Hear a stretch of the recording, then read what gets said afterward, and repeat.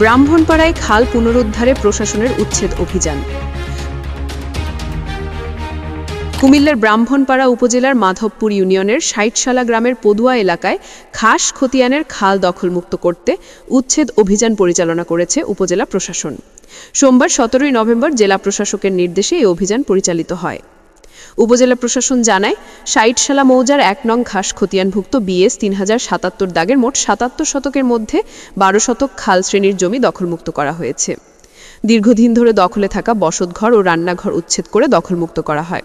অভিযানে মৃত নোয়া মিয়ার ছেলে ইউনুস মিয়া ও ইউসুফ মিয়া, ওহাব মিয়ার ছেলে জয়নাল আবেদিন, সৈয়দ আলীর ছেলে জামাল মিয়া, রশিদ মিয়ার ছেলে সাগর মিয়া ও রারেক মিয়ার ছেলে ফজলু মিয়া ও নান্নু মিয়া এবং ইব্রাহিম মিয়ার ছেলে ইসমাইল মিয়ার দখল করা স্থাপনা উচ্ছেদ করা হয়। উচ্ছেদ অভিযান পরিচালনা করেন নির্বাহী ম্যাজিস্ট্রেট ও উপজেলা সহকারী কমিশনার ও ভূমি তারেক রহমান। এ সময় উপস্থিত ছিলেন উপজেলা ভূমি কার্যালয়ের সার্ভেয়ার তানিয়া আক্তার, মাধবপুর ইউনিয়ন ভূমি সহকারী কর্মকর্তা কান্তি দেবনাথ, ভূমি কার্যালয়ের রুহুল আমিন, রিয়াজুল ইসলাম, জয়ন্ত সিংহ, ইকরাম হোসেন সহ আনসার ও গ্রাম পুলিশ সদস্যরা। নির্বাহী ম্যাজিস্ট্রেট তারেক রহমান বলেন, জেলা প্রশাসকের নির্দেশে খাল দখলমুক্ত করতে এই অভিযান পরিচালনা করা হয়েছে। খালের ১২ শতক জায়গা দখলমুক্ত করে পুনরুদ্ধার করা হয়েছে। জনস্বার্থে এই অভিযান অব্যাহত থাকবে।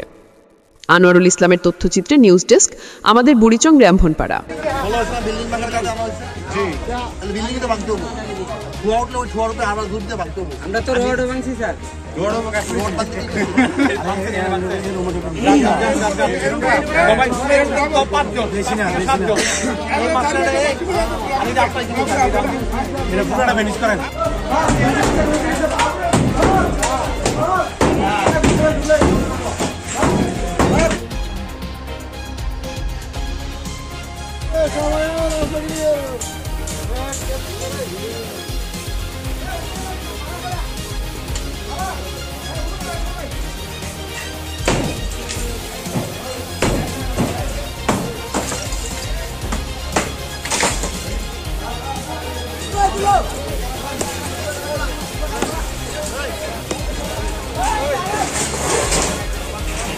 Bitti.